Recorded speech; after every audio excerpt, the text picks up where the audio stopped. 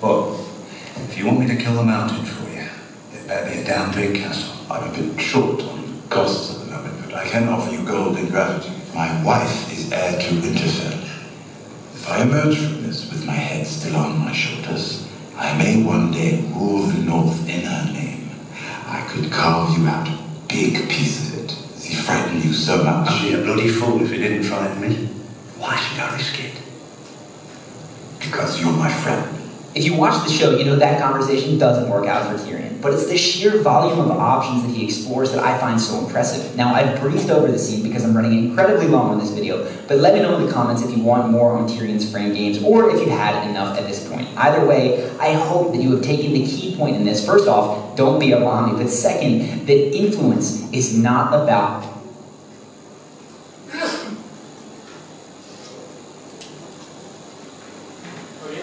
Hello. I watched this video last night and I found it so fascinating. Everything that we need to understand our prospect is in it. There's a cold read, okay, listen, and what's the final one? Ask and tell stories. Ask about the stories. So this is a summary of listening and understanding your prospect and giving them what they want. Then your chances of closing a deal will be a lot higher. Yes, winning them over. Okay? Alright, so the next one is on the values. So what values can you give to your customers? Okay, what values of your product? So this one, I think we have gone through it many times. So during your presentation, you need to let your customer know all the values of your product in terms of the location, the pricing, the developer, and also about yourself. So during presentation, it's an opportunity for you to build up the values. First, because you are selling property. Property, the most important thing is of course the location. So instead of telling it's a good location, you need to be more specific and comprehensive in elaborating why this location is really good. Okay, for example, Oakland Road. It is the center of gravity. Okay, if you go to PJ, if you go to Puchong, you go to Mid Valley, you go to Bangsa, you go to Sunway, you go to KL, everything is like 15 minutes drive. So it's really centric, this location. And it's accessible via 7 highways, namely the Kesas Highway, the Federal Highway, the Max Highway, the Kiao Sherman Highway, the NPE. Okay, what else? Yeah, 7. Right? Max Highway I say already. Yeah, 7 is. So if you can be so comprehensive, then they can actually visualize the unique value of this location. So you are building a value of a location. The second one is a developer. Okay? Of course, you say Xing is really good. How good? So you need to elaborate. They started development 5-6 years ago, and then the first project is called the trees. And it was so beautiful. Let me show you some of the photos. And the second project is called the leaves. And it's so beautiful. Let me show you again the photos. Show you the video of the photos. And then Twinas, Patters, okay? You show them. Just like to show them, right? The photos. We have photos in the phone, right? Yeah. Wow, Jess has slimmed down a lot. 面都尖咗。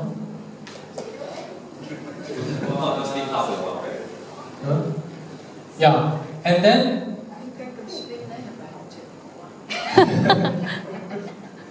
no, good gene. And then the fourth one, you feel big value for yourself. And I've mentioned this many times already. How do you build values for yourself? By telling stories. Okay? You tell them your journey as a real estate investor. Okay? What project you have bought before, how much money you have made from that investment, how much money you have made for your investors. By telling all the stories, you build a lot of values for yourself. Okay? So this is a value triangle. So location, developer, pricing, and yourself. And of course, lastly is the pricing. Okay, why this price is really reasonable? We don't say cheap, okay? We don't use the word cheap because when you say cheap, it sounds cheap, right? You say the price is really reasonable, it's actually below market value. And then in the future, the chances to appreciate is very, very high. Okay? Okay? So these are the values that you need to build. And then you also need to build the value for the project. Why this project is good. Okay? Why the quality of the design is good. The workmanship is good. I just visited Southview from UOA. Southview, in fact, is a very good, the workmanship is very good. All the walls and ceilings are skin coated. No crack at all. Today we went to find a defect, no defect, zero defect in the unit. Amazing. UOA. UOA. What is UOA? UOA. But Exim is even better. You can say this. Okay. So, you know how to build values for your product. So in your presentation, even before closing, you need to bear this in mind. You need to always ask yourself this question: what values of the project can I present to my client? If you don't keep reminding yourself, sometimes you'll forget. So in your presentation itself and in your warm calling itself, incorporate all this element. Okay, remember the triangle. You present, you sit down, and then you talk about one part, you talk another part, you talk about another part. And then when it's time to talk about yourself, go ahead and talk about yourself, your journey in IQI. They like to hear stories, especially stories on investors making good money. People like that. People say, oh, I bought this property 200,000 and then I sold it at 600,000, I made 400,000 profit.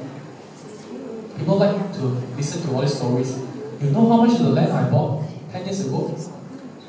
Only 90,000 per acre. Now you know how much? 5 million. Wow. Yeah? And then you give them some of the photos to look at. But do not be too apparent that you want to tell them the stories. Make it like suddenly you talk a story and then you want to share with them. Like when you share stories with your friend. You don't purposely plan a story to share with your friends, right? 今日我見 Jess 我係講呢個 story.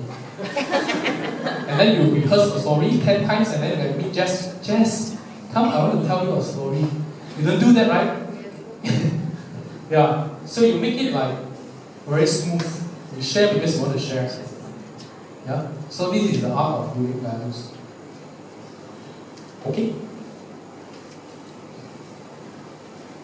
Okay. The next one is belief and trust. So how do you instantly build belief and trust? Okay, today if you came for TT, the speaker actually shared about this thing: visual, auditory, and kinesthetic. Visual meaning you have to keep eye contact with your customer. Okay, of course you don't look at him like this now. Keep on looking. Eye contact, eye contact, eye contact, eye contact, eye contact, eye contact, eye contact. You freak the customer out. So you need to build rapport by mimicking him. When he look at you look at him. But don't keep on gazing on him. You feel pressure on.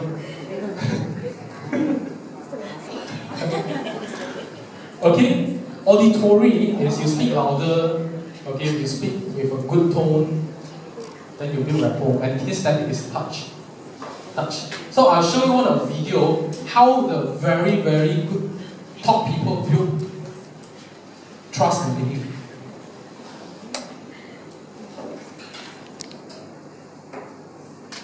And trust only pretty much all of the other emotions.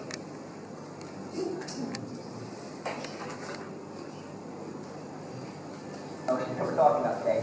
This is the one that's built non-verbally. This is body language, this is eye contact. It's why when there's a girl out in the bar and she looks over and sees the guy and goes, that guy is creepy, it's why she doesn't necessarily need to talk to him to have that feeling. It's just a gut instinct.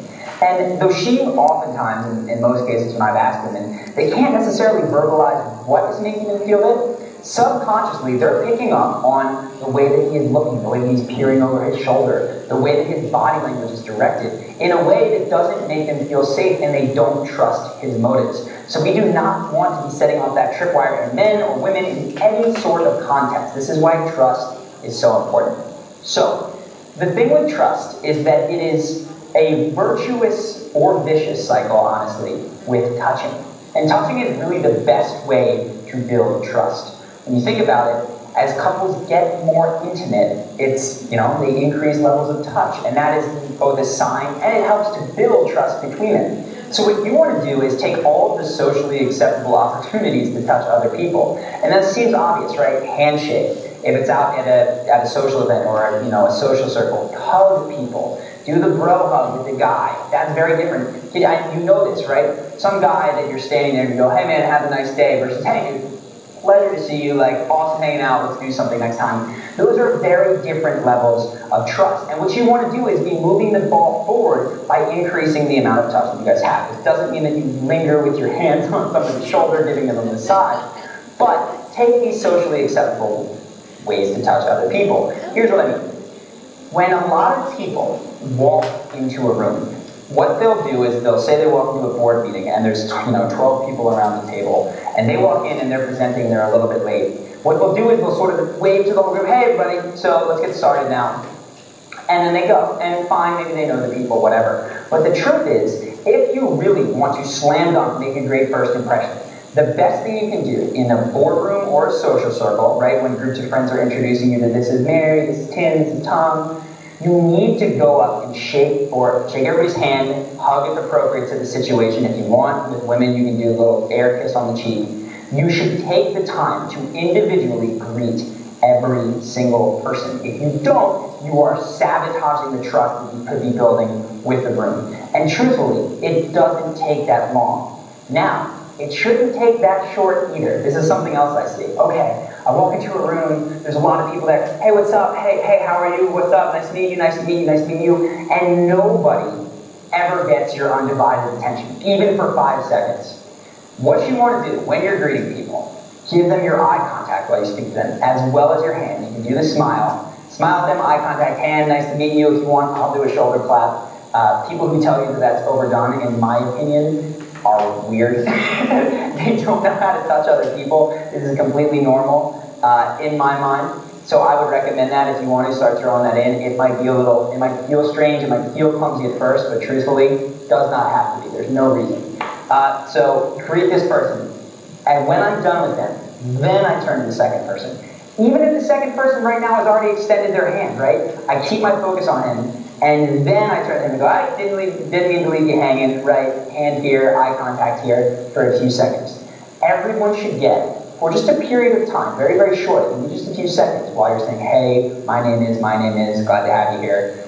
Everyone should get your undivided attention for that period of time. If you're just rushing through touch, you're not building trust. It's eye contact along with the touch. And that is how you build really, really, really quick trust. So I want to show you a video now that is over the top with how you can enter a room and how long you can take, and honestly how endearing it can be to really greet as many people as possible. To like Will Smith is here.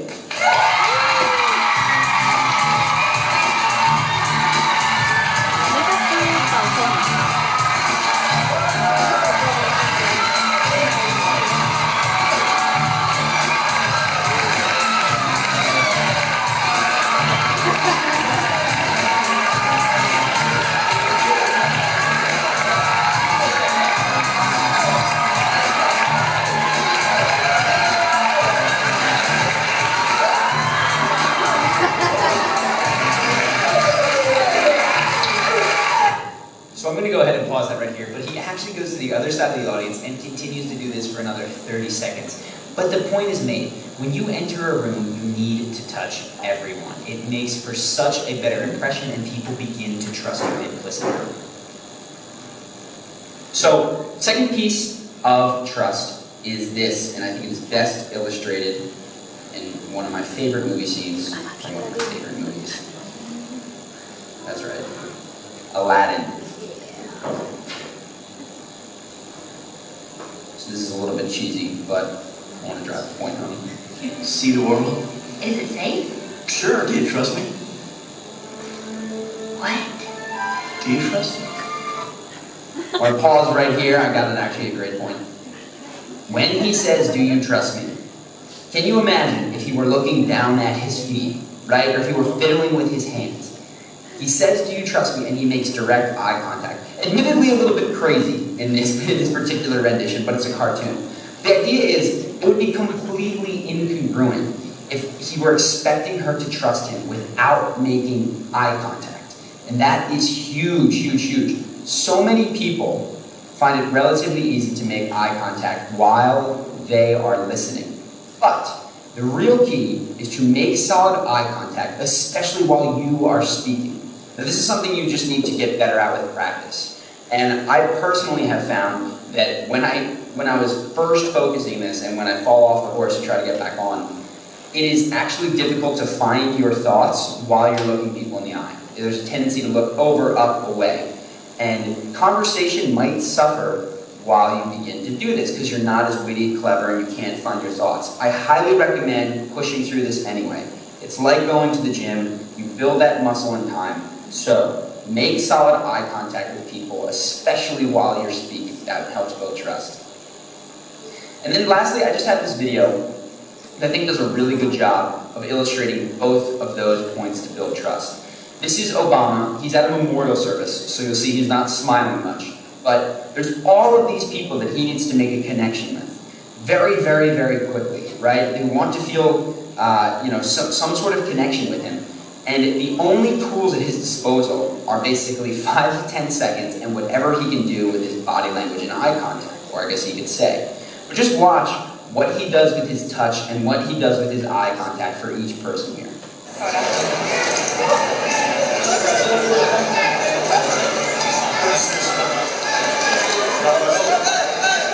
didn't get a good picture.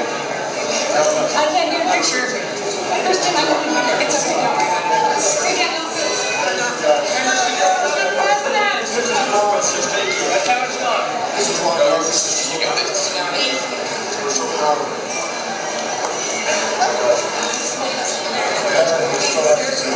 Appreciate your service.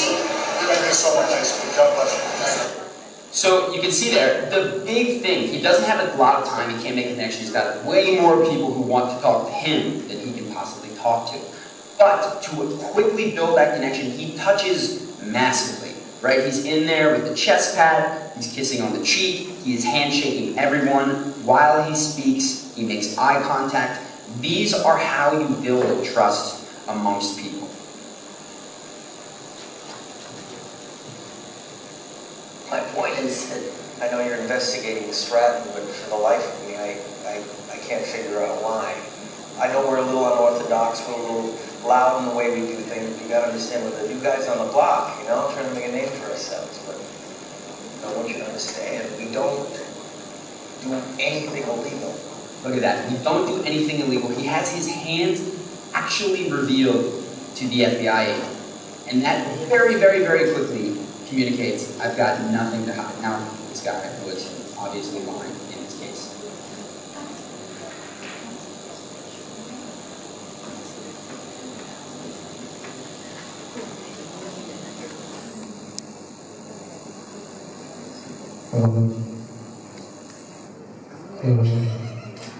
Okay, I find this video very interesting and very helpful.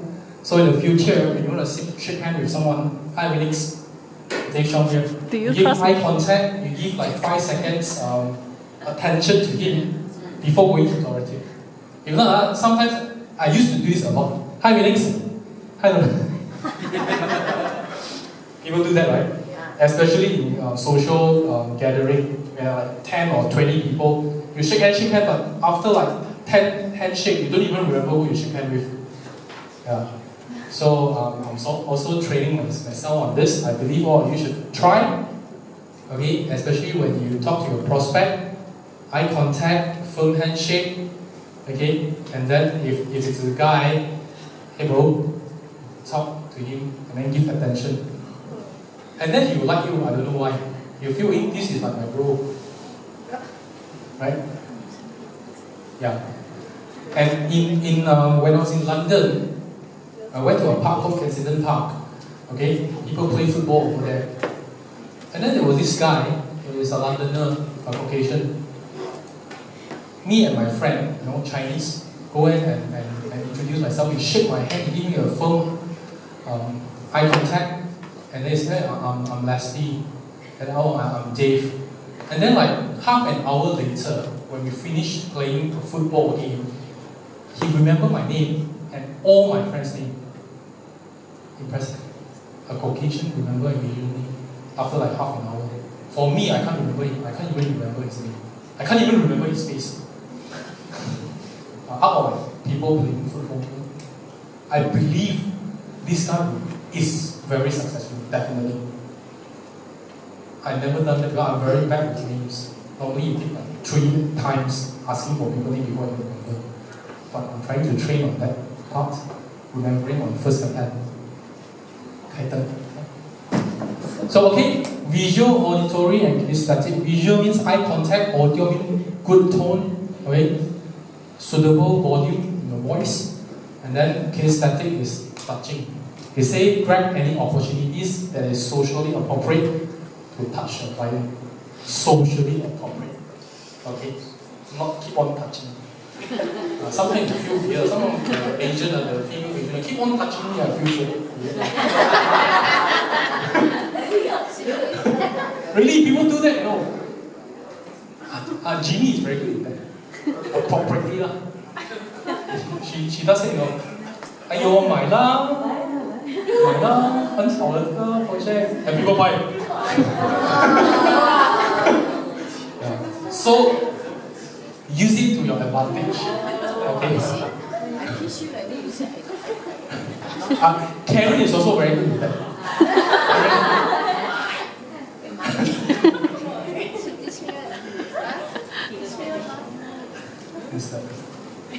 Okay, so this is the 4th part, belief and trust. So during your presentation, okay, firm handshake, firm eye contact, and then a bit of touch here and there, you build a lot of trust and belief.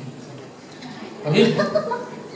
So the 5th one is desire to enjoy your benefits, values relevant to your prospect desire. So throughout the conversation in your presentation, always ask questions. You need to know what triggers him. Okay, you cannot sell something that he doesn't want. For example, the example that I use on Anthony client, he's a surgeon, making 300,000 a month, and then you're selling him a property that's worth like 500,000. Even if you double, you only make 500,000. Okay, I make that in 1 month's time. So what is 500,000? So you change the method. You say, when you are old, okay, do you want to stay in such a big house? Difficult to clean when you are overseas, okay? Difficult to take care. So why don't you downgrade to a smaller unit that's easier to take care of? You're actually selling him a smaller unit. He's staying in a very big unit. So he's actually trying to sell a small unit to you. So you use another method. Instead of selling him an investment potential, he's selling him something that he might be interested in, a smaller unit, so that when he's old, there's a place to stay which is not too big to take care. And then he successfully closed the deal. Right? So you need to find out what actually triggers your buyer, hot button to buy. Okay, number 6 is suitable. So you have to do a DSL calculation. Okay, it's not, sometimes it's not appropriate to ask directly to see what's your income. How much you make a month? It's not really appropriate, right? So there's some method also. You do a DSR calculation, for example, let me tell you how much you need to pay a month for this property. You do 90% calculation. So the installment is 3,500 ringgit. And then if your income is more than 70% of if your 70% of your income is more than 3,500 ringgit, then you can get a loan for this. Is it okay for you? You say, okay, no problem. Then you know he can afford. Then if he think about it, not really okay, then you say this, Oh, if it's lower than this, then you need to find a joint borrower. Maybe you can get your brother to come in. Maybe you can get your cousin to come in, or your mom and dad to come in. Then you'll be able to borrow this amount. So it's very subtle, right? Very subtle. So then you know his capability. You can tell from their face one. If you show a number, let's say 5,000, or your income need to be more than 7,000. If it's okay, you're okay one. It's like, okay, no problem. If it's not okay, then the facial expression will change one. So you need to observe all these details. Then you know maybe it's not that rich. Yeah. Then if you are not okay, if this is lower, then you need to find a joint borrower. So you need to qualify him. No point selling him something that he cannot afford. And then at the end of the day, the loan rejected. There's also a lot of troubles for you. Right? Or the grey area, you can teach him how to build an income. If this is not okay, I have another method for you. Let me show you. But this grey area, okay? Alright, so let's summarize the 6 requirements of closing. First one, you need to have high energy, okay, and fantastic emotion so that you can influence your client. The second one, you need to understand their requirement. How? By asking and listening and co-reading. Yeah. The third one is you need to build values for the location, the developer, the pricing, yourself, and the project. So you need to build values up for all these things. Then you will be able to, it will be easier for you to close at the end of the day. Then of course you need to build belief and trust, and through some of the method that the video showed you just now, the rapport that you can build. Okay, visual, eye contact, audio, suitable voice, good tonality, and then kinesthetic touches. And you need to find out the desire to enjoy the benefits, whether the values that you present just now is suitable for him or not. You need to find that out. And lastly is the capability to buy, whether they have enough money to buy it. So these are the 6 requirements. So you need to plan your presentation in such a way that you get all these requirements. Yeah? There's no magic formula. Everybody have different ways, but there's some of the standard guidelines that we need to follow. Yeah? And 5th is ask and you shall receive. Be bold to ask for booking fee after you have fulfilled all the 6 requirements. Some people that do not dare to ask for booking. If you just ask, you have done all the presentation, you just ask, can I have your IC and booking check 5,000 ringgit? Or can I have your IC and credit card? Straight away ask and see the response. If they are happy with the product, if they are happy with you, most likely they will start taking up. Okay? They will just do this action and take up when you ask them. I also experienced that many times. If they are hesitant, then of course you need to go for the 2nd attempt, 3rd attempt, and also the 4th attempt. Okay? By telling them more values, telling them more stories, or you walk around, change of state. You know, Anthony Robbins, every 15 minutes they start jumping. So you need to change the state.